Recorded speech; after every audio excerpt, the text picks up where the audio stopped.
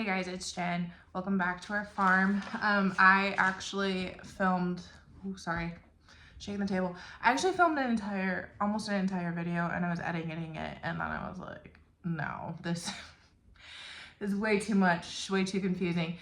I had asked on another video if people had ideas for videos for me or suggestions, things that they wanted to learn more about or ideas or whatever. And that goes for any video. I am so game for ideas. This one is, how do we make money from our homestead? And I'll be honest, at the present moment, we really don't. We had to do a lot of downsizing last fall because of personal reasons, and it was just really overwhelming. We both have full-time jobs and a full-time toddler, and our property isn't one that can just go on autopilot. It has a lot of projects, a lot of upkeep that needs done. It is an older property that needs repairs. So right now, actually this morning, I sold almost the last of our meat chicken, and we may start selling eggs again. But right now, full disclosure, we are not really in a business. YouTube isn't making us any money. It might make a few cents in the future, but as of right now, it's not making anything. But we have in the past sold eggs, chicken, both as live chicken and as processed meat chicken, and vegetable products. I've sold a little bit of crafts, but nothing great, so I'm not really going to touch on that. And YouTube is not a money maker, so I won't be touching on that either. So the three things are the vegetable produce, the eggs, and the meat birds. The live birds are part of the egg enterprise, and I'll get into that in a little bit. Vegetable produce is minimal. Most of it is sweet corn. I did sell a little bit of vegetable produce at our farmer's market, but I could not compete with the people that had been doing it for 30 years and had all kinds of variety, and it was just silly for me to be selling vegetable produce when there were 4 other vendors at our farmer's market. It was a very small market, and 2020 really helped the farmer's market in general when people were worried about food security, looking for something to do. You know, let's go to the farmer's market and support more local. So that did help local farmers as a whole, but the vegetable produce wasn't anything that really did anything for us except for the sweet corn. I could sell sweet corn at a premium because it was a good product. It still is a good product, but we put so much up for ourselves that we may not really have any. We can share to friends and family at this point, but we don't really have any to sell, I don't think. So that's that.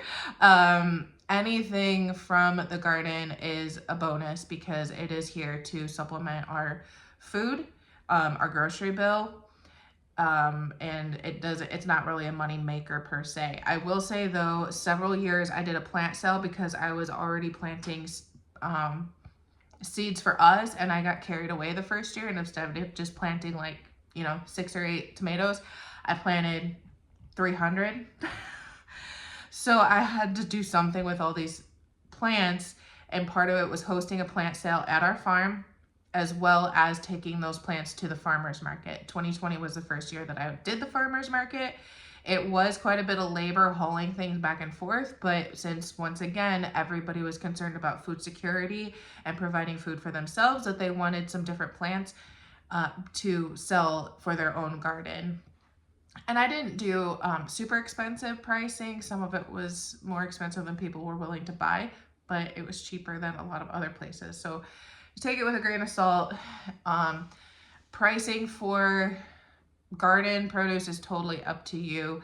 I could get a giant load of compost for a sweet deal, and I reused pots from other things I had, or if people had pots to get rid of, I'd take those. So really my only cost was seed, and I got fairly cheap seed from MI Gardener. At the time it was $1 a packet. Now it's $2 a packet unless you're doing their sale. So it really was just a little bit of extra cash to pay for our garden. Sorry, I had to take care of some things, so I'm a bit disheveled. Okay. Garden produce. pretty much took care of that. Second way we made some money on our farm were eggs. And we sold by the end of last year, we were selling $4 a dozen.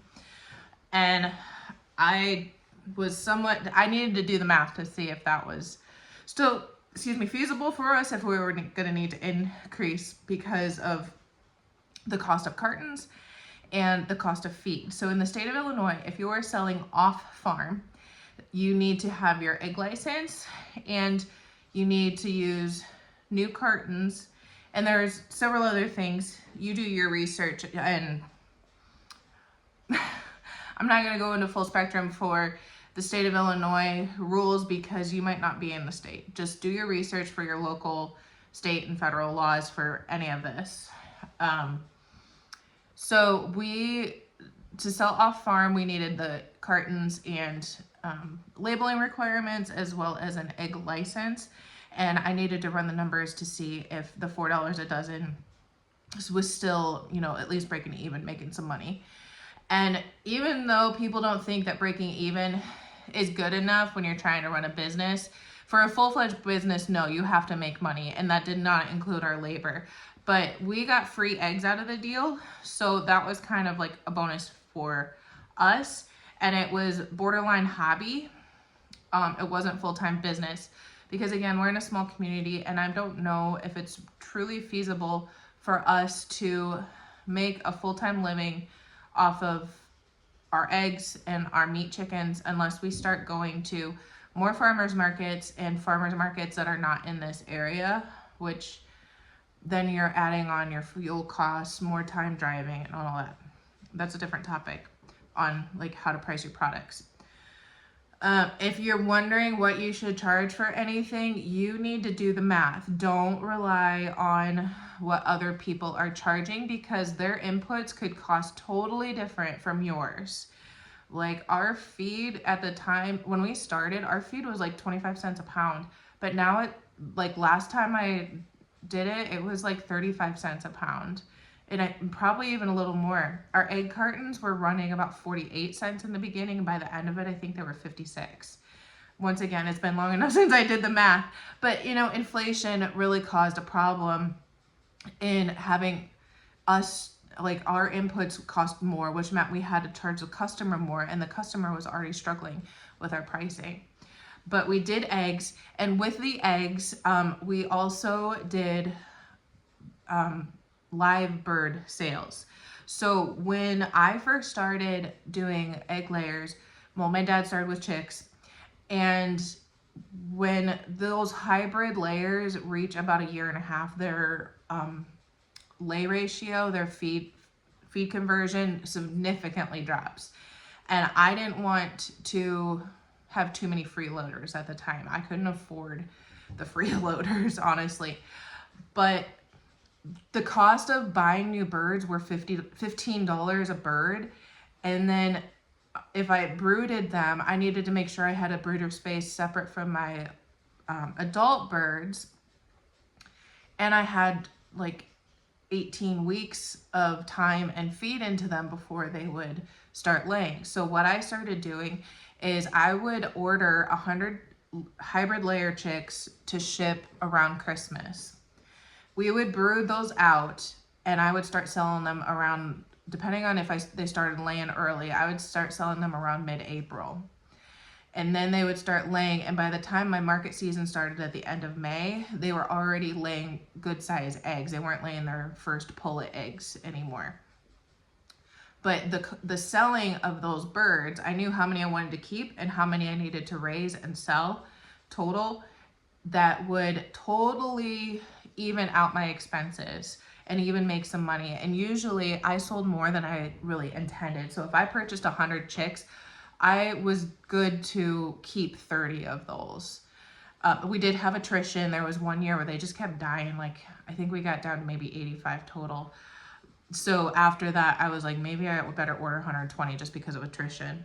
And they were dying at all stages of life. But again, another topic. But that paid for my new bird input. So with the hybrid layers, I would ship them in December. They'd start laying that summer. They'd lay through all of the following winter and in their second season. And by the time that second season ended in the fall, I could find a new home. They didn't owe me anything.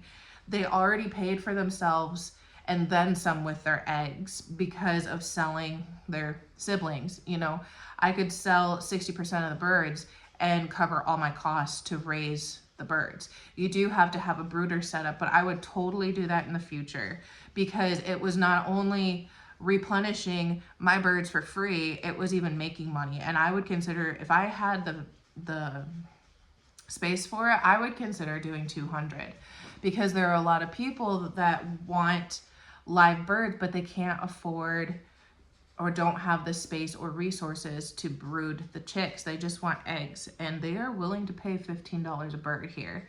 Some places around the country I think are more like $25 a bird, and some of them might be more like 10 or 12 depending on where you are. But these are production layers. They lay like 360 eggs a year. They really put out the eggs, which is why their productivity tanks after about a year and a half, because it's like, let's just be, you know, honest. They ovulate so frequently that their internal egg supply is exhausted. They will still lay for a few years after that, but not as well. Some people ask me about stew hens, but not enough to make it worth my while to take them to a USDA processor. Our USDA processor is about 45 minutes away. We are actually very lucky that it is 45 minutes away and not 3 hours.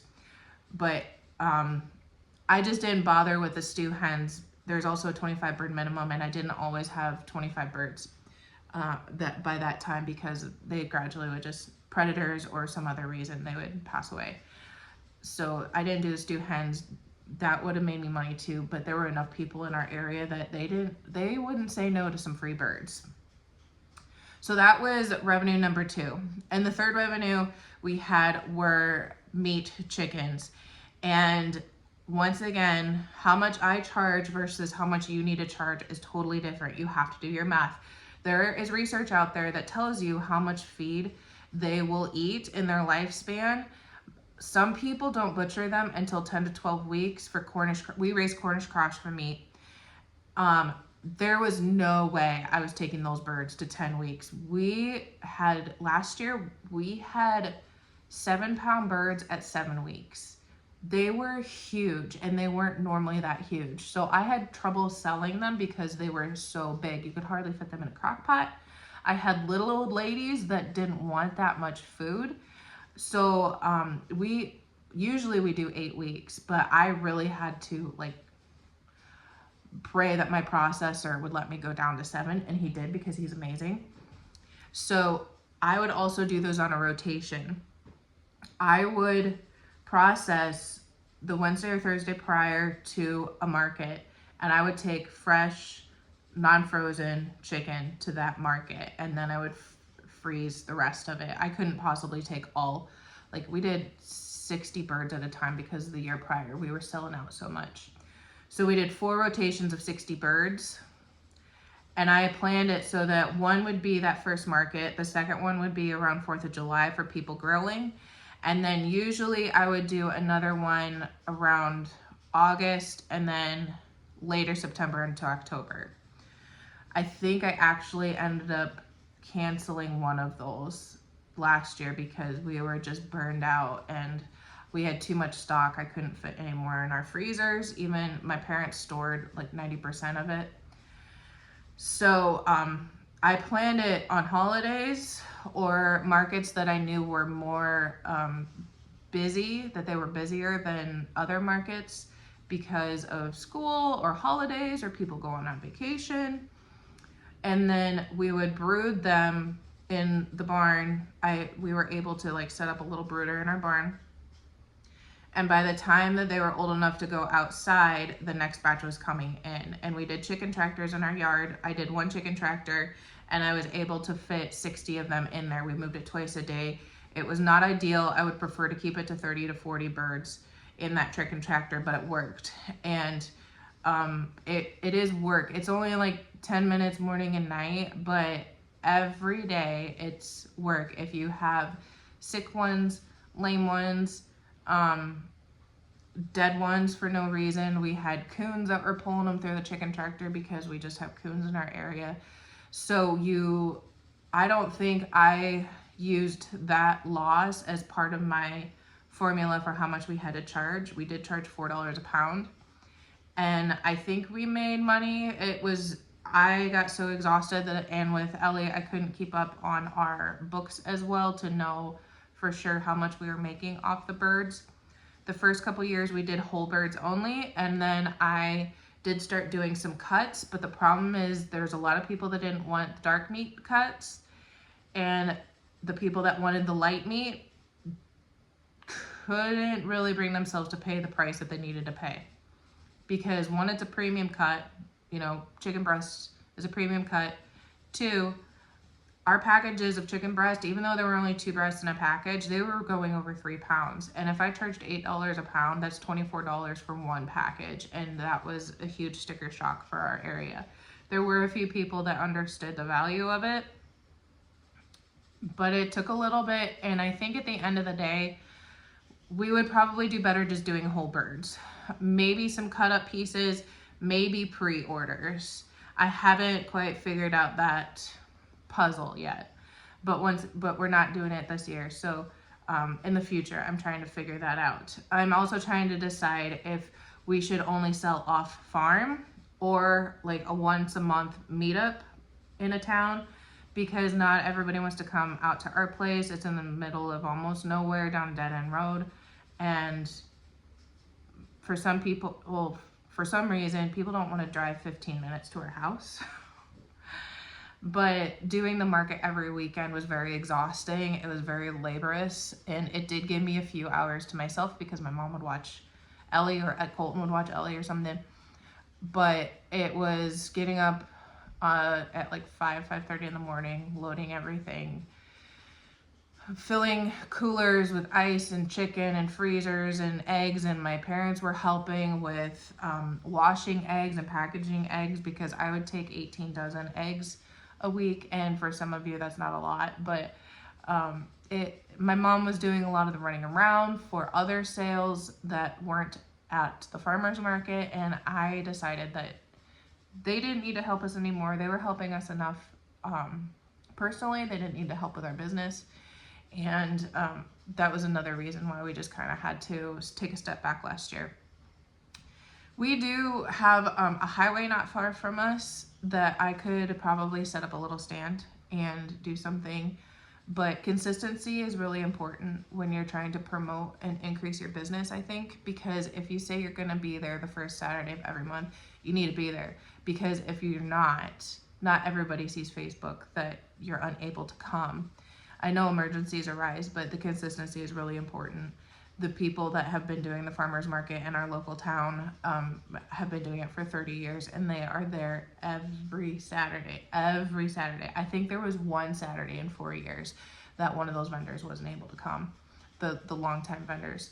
And your customer relations are really important.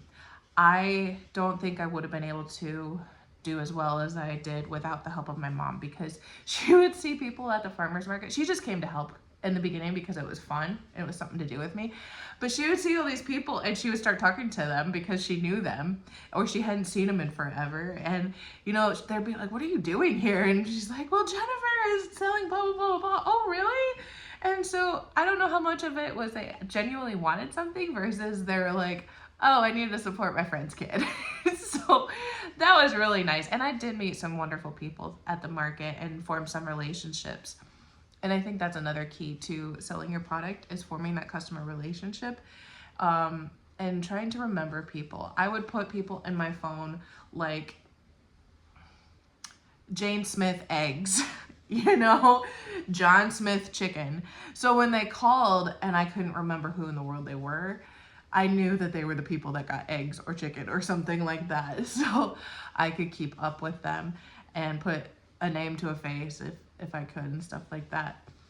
So guys, I hope you enjoyed this. I don't know if it was detailed enough. I'm sorry if it was boring. If there are aspects of your homestead farm business that you would like more information on, I would be happy to talk about it. I am definitely not the most experienced, successful, anything like that, but I am totally willing to share my experience of what I have and my insights. There are some people out there that as soon as they start a business, even a farm business, it takes off and it runs, and I'm very jealous, honestly. But I think there's also another reason why it hasn't worked the way that we had hoped. You know, I think that maybe that type of farming is maybe not what God intends for us, maybe. I'm not sure. Maybe there's a point where it is and the farming becomes full-time.